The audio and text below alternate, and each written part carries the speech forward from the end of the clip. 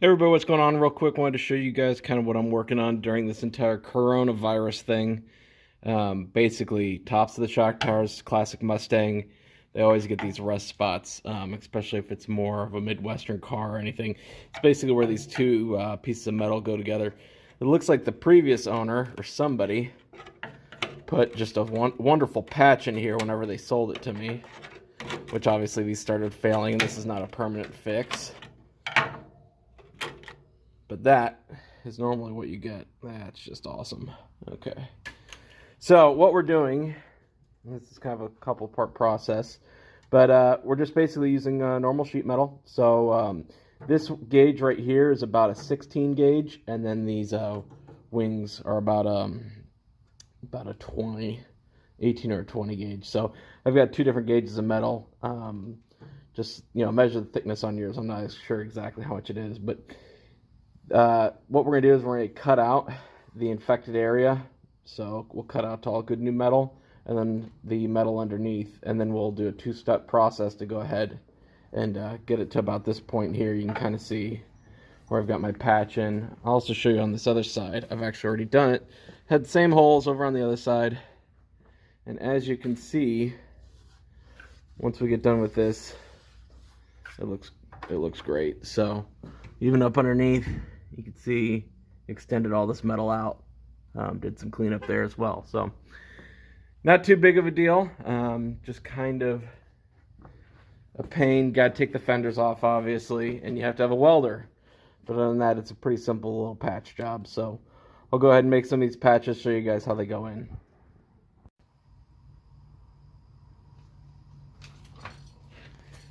Alright, so I'm just going to cut out this affected area. I'm using these metal cutoff wheels with the diamond bit to them.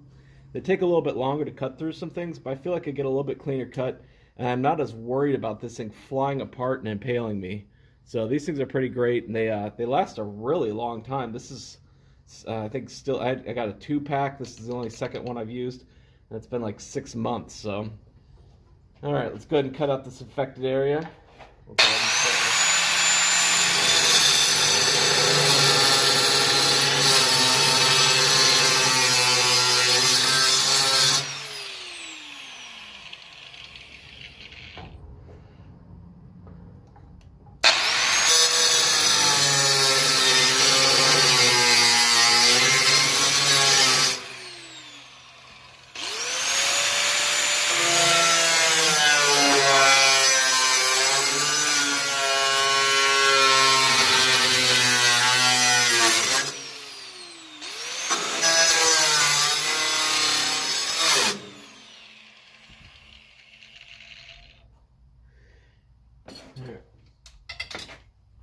And as you can see, most of this just comes right up. There's no actual welds holding this thing together anymore.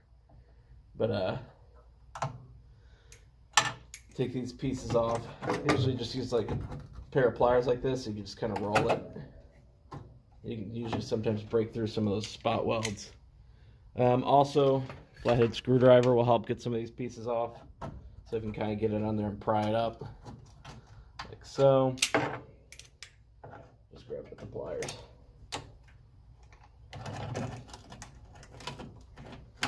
This is a really common problem on these cars, honestly. They didn't do a real good job of rust proofing this seam right here, so there we go. Just pull it right off there. Right off that spot weld.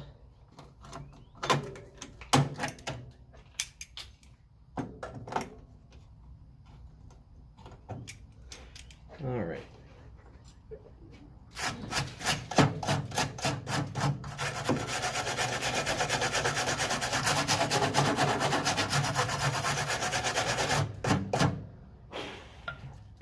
So as you can see, we're actually going to be making 2 patches here.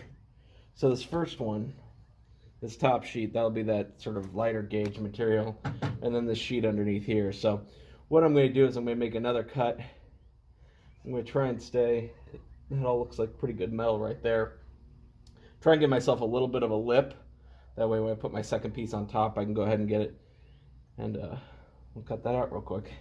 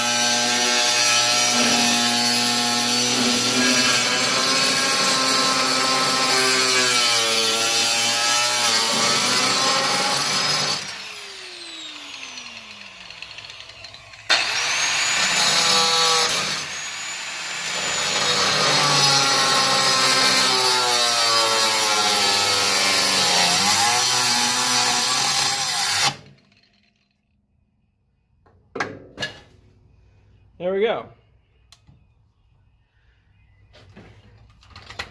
Now we officially have a giant hole. So we'll go ahead and clean this up. Obviously I went a little bit too far there, but I can fix that with the welder. And yeah, we'll go ahead and get that cleaned up. I'll make 2 patches, show you what that looks like. Alright, so I got my first patch made. As you can see, pretty simple shape. I've made it a little extra long just to basically come up to where this top patch is going to meet as well. So in that way I've got 3 pieces of metal there to weld.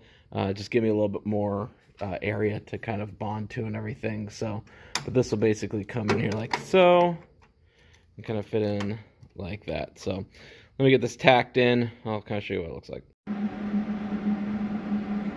Alright, so as you can see, I just put a couple little tacks. Ooh. Of course, it's still hot because I'm an idiot. Yeah, put a couple tacks in there. That just basically holds it in place, prevents it from warping. Now I'm just going to go around and just kind of keep.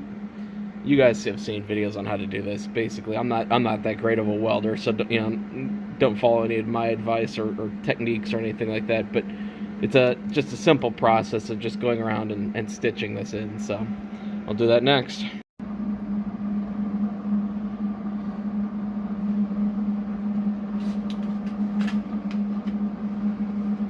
Or maybe I will show this part of the process, since everybody always seems to ask me to show more in my videos, or how it's done. So.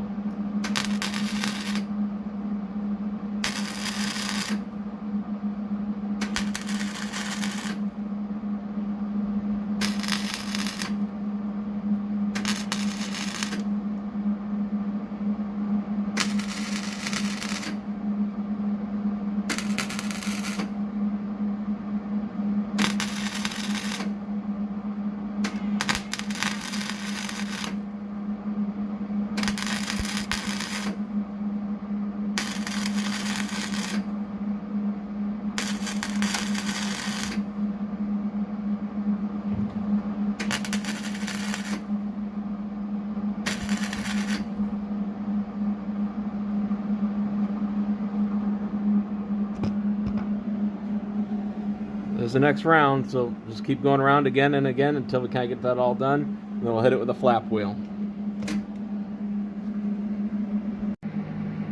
Alright, so our first patch is in.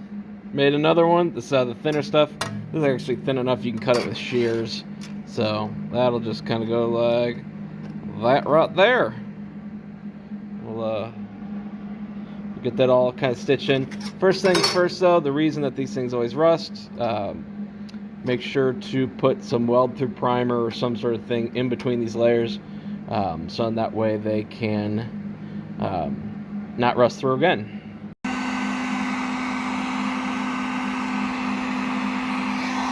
You can use a heat gun to get this weld through primer just because, yeah, it's made for heat. So it dries really nice.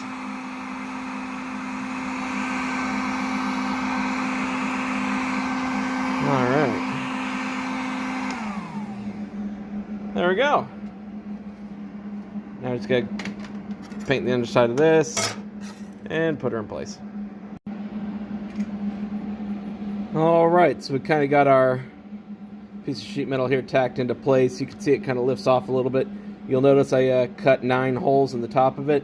That's where I'm going to be reproducing the spot welds that holds this all together. So I don't think there's 9 of them on there from the factory, but this is not exactly a concourse car. So I'm just going to go ahead and really kind of double those up, really make sure that everything's kind of nice and sealed in there and stuff. So basically just drill the hole through, and then by doing so, it basically scoured the metal below it, so in that way I can get a good penetration with the weld and everything.